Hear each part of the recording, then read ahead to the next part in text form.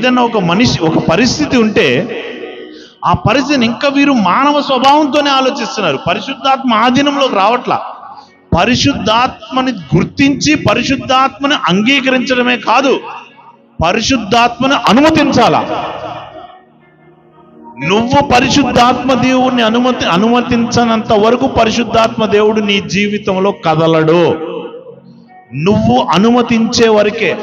అసలు పరిశుద్ధాత్మ దేవుని గురించి చెప్పాలంటే, పరిశుద్ధాత్మ దేవుడు ఎప్పుడైతే నువ్వు పొందుకుంటావో, పరిశుద్ధాత్మను పొందుకుంటావో, you are like a free bird. దేవుని ఆత్మ ఎక్కడ ఉంటుందో అక్కడ స్వాతంత్ర్యం ఉన్న చోట నీకు ఇలా మాట్లాడుకో, ఇలా కూర్చో, అలా ఉండు అంటారా? హల్లెలూయా. ఐఎమ్ టాకింగ్ అబౌట్ స్పిరిచువల్ సంగతి. అంతంసేపు ప్రార్థన చేయమాక, అలా కూర్చొని ప్రార్థన చేయమాక, ఇలా నుంచొని ప్రార్థన చేయమాక. హల్లెలూయా.